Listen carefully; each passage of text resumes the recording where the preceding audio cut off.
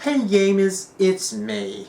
Over the past year and a bit, I've tried to turn my room into like a game room, and it's pretty cool. The game room is something that I've wanted for a while, and now I kinda have it, with not many games to show for it. So let's go on a journey looking at my consoles and my games. Let's go! First, let's go through the history of where all my games stayed. They've been in a few places, all over the place in fact. They first started just all over the house. The first console I ever got was a Nintendo Wii with the games Big Beach Sports, Big Family Games, and Wii Sports. So I'm pretty sure those games were probably just put next to the console. I don't really remember though, I was 4 after all. When I first got the Wii, I used to store all the games on a hard drive, so I never needed to store any games anywhere, as they were all pirated. And the same with the DS, which was my next console. When I got my DSi, I got a card similar to those R4 cards that everyone and their mother owned, with mine being called DS2. That's crazy, it's the DS2! On this card, I didn't only have almost every single Nintendo DS game ever, but I also had SNES games and Game Boy Advance games hacked on there. It made it stupid for me to even want to buy those consoles. On my Wii, I also had an NES emulator, an SNES emulator, and a Nintendo 64 emulator. But at one point, I ended up buying some of the games on the Wii Shop channel, or maybe they were hacked on there, I don't actually remember. Anyway, the only other DS game I had was Sonic Rush Adventure, which I probably stored with my Wii games. My collection was growing. 4 whole physical games! I eventually got a Game Boy as my next console, which I actually got for free because the owner didn't think it worked. I also thought it didn't work, until about 4 years later when I discovered that the brightness was all the way up so you couldn't see the screen. The game I got for the Game Boy was some sort of multi-cart that had Dr. Mario, Pokemon, along with some other games on there.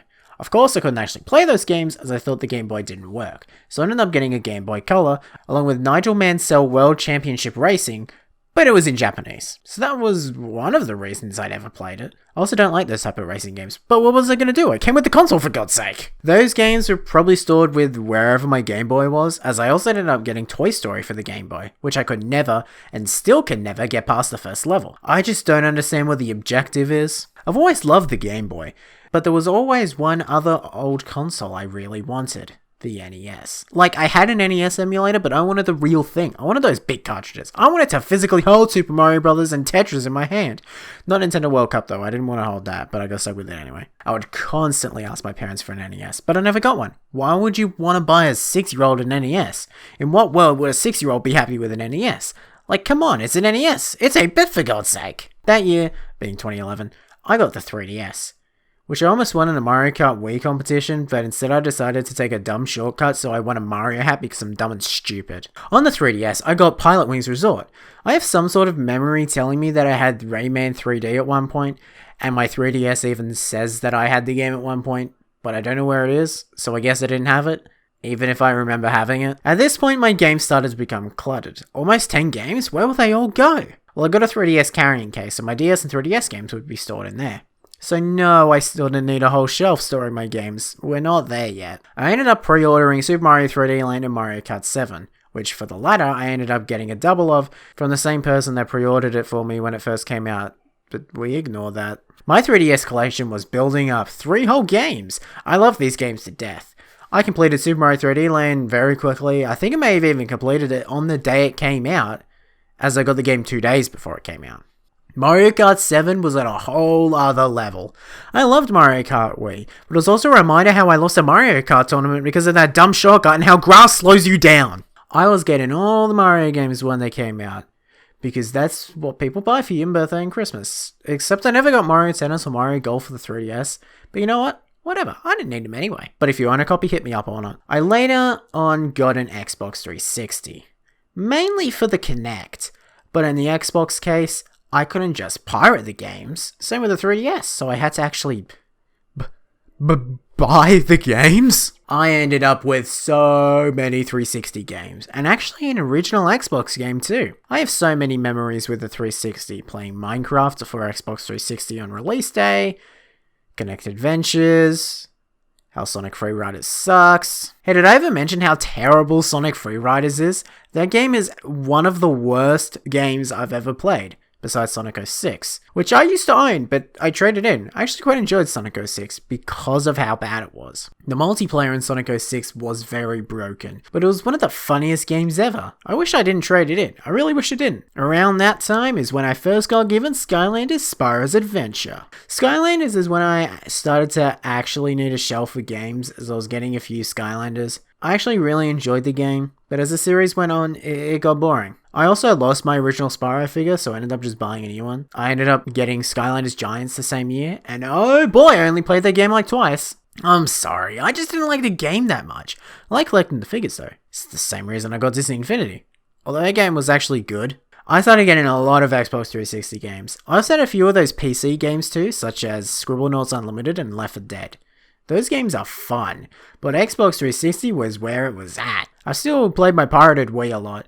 I had only a few more games, such as Super Mario All-Stars, which I actually got the year it came out, Disney Universe, Wii Fit Plus, and Shaun White Snowboarding. I actually got Wii Fit Plus and Shaun White Snowboarding because I wanted a Wii Fit balance board, and those games happened to come with it. It was at this point as well that the video rental store Video Easy was going out of business, so they were selling some of their posters. So I ended up getting a new Super Mario Bros. Wii poster, a thing you can hang from the roof, and a Mario and Sonic at the Winter Olympic Games poster, which are both really cool. Later on, I ended up getting a Wii U, which happened to be a pre-owned Wii U. So I didn't get Nintendo Land with it, but I got it separately anyway, and let me tell you, that game was awesome. I also ended up getting Skylanders Swap Force for the Wii U, which, if you want to get Skylanders, Wii U is not the console to get it for. I wish I was still interested in those games, because if I got Skylanders Imaginators for the Nintendo Switch, I could have sold it for $250. It's Skylanders, why is it so expensive? I traded in all my Skylanders plus a few other games to get a Pac-Man plush. What a good waste of money. Now I have a toy to remind me of my awful decision, where I even traded in some Wii games because I didn't consider the fact that I'd want those Wii games at some point.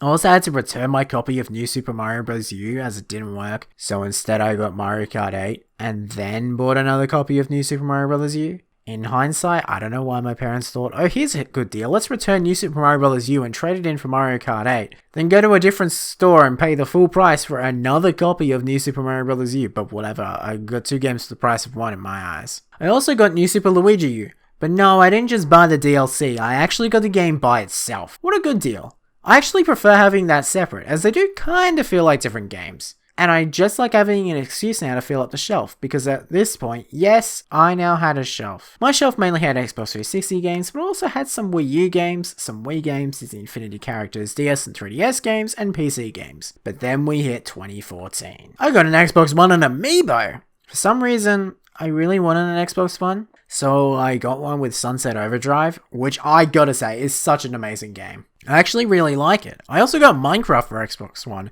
along with some other games like FIFA 14. Classic game, I must say. I ended up getting Disney Infinity 3.0 and LEGO Dimensions for the Xbox One, as I didn't want a PlayStation. There was a point in my life where I didn't want any PlayStation consoles, because I didn't want any games for them. In hindsight, there are definitely games that I want for those consoles, which is probably why I have them now. I would love to fill up the PS4 and PS3 library, but I only recently got those consoles, so I don't really have many of them. I started building up games really until the Switch came out, where in that year, I got the Switch on release day, I got an SNES Classic, and an NES.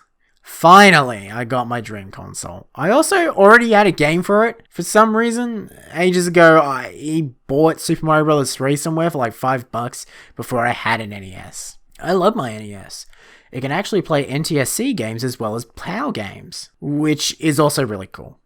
For some reason, the NES is more region locked than like any other PAL console. It can't even play any PAL games from outside Australia, as the Australian NES is actually known as the Mattel edition, which means you can only play Mattel NES games. But with a switch of a pin connector, it can now play NES games worldwide. I actually needed the NES to be able to play PAL games, as the Super Mario Bros., Tetris, and Nothing Else cartridge isn't from Australia, which is evident by the back of the cartridge not being in English. Now we hit 2020. At this point, I had got a PS4 just to play Spider-Man, which is an amazing game, but I wasn't really interested in the rest of the console. 2020 was a big year for me. I had to stay inside because polio had come back, so I became almost obsessed with playing games. After the first lockdown, because of diabetes spreading around, I went to my local EB Games and got some Wii games back, and some new Wii games.